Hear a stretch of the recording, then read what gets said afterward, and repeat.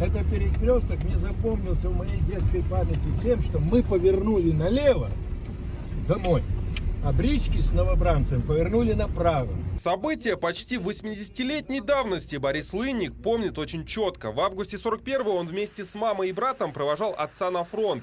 10 лет назад с активистами села Языково он даже принимал участие в реконструкции проводов. Рассказывает, мобилизованные солдаты проходили осмотр в местном ДК, а затем собирались на площади рядом со школой. И я помню, мой отец, когда вышел оттуда, после прохождения комиссии, подошел к нам, успокоил мать, обнял нас всех троих, поклонился и ушел. Дома у пенсионера большое количество артефактов, связанных с военным прошлым. Это ордена и медали, фотографии и красноармейская книжка, которую его отец вместо жетона носил в кармане. Михаила Лынника призвали в самом начале войны. Тогда ему было 30 лет. Мельника, окончившего 4 класса, определили в элитные войска, саперный батальон.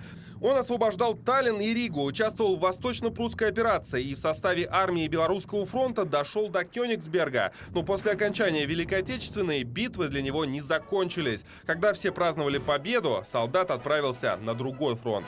Проехали Москву, Москва осталась позади. И когда перевалили Уральские горы, командир сказал: так и так, мы едем воевать с Японией. На Востоке отец вновь оказался в гуще событий, рассказывает Борис Михайлович. Он освобождал Маньчжурию от японских милитаристов. Бои были ожесточенные и кровопролитные. Японские воины будто не знали страха, делился воспоминаниями герой войны. Отец рассказывал, он видел вот этих самых японских самураев. Были камикадзе, которых приковывали цепями к земле и вручали пулемет, и он был обречен. После капитуляции Японии Михаил Лынник вернулся домой. Его встречали со слезами на глазах. У себя в деревне он стал настоящим героем. Но несмотря на боевые заслуги, как и все фронтовики, уже через 3 дня вышел на работу в колхоз. В течение года он восстановил разрушенную мельницу. На этой мельнице он проработал, можно сказать, до конца своих дней.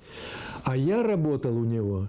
И лучшие годы моей жизни, самые памятные годы, остались именно за это время, за время работы с отцом. К сожалению, военные годы пошатнули здоровье Михаила Лынника. Он рано покинул близких. Ему было всего 43 года. Память о нем бережно хранят его родные. Каждый год с портретом своего отца Борис Лынник выходит на акцию «Бессмертный полк». А самой важной своей работой считает книгу мемуаров под названием «О времени и о себе». Борис Михайлович считает, что если бы отец сейчас видел своих потомков, он бы сказал, что они живут счастливое время.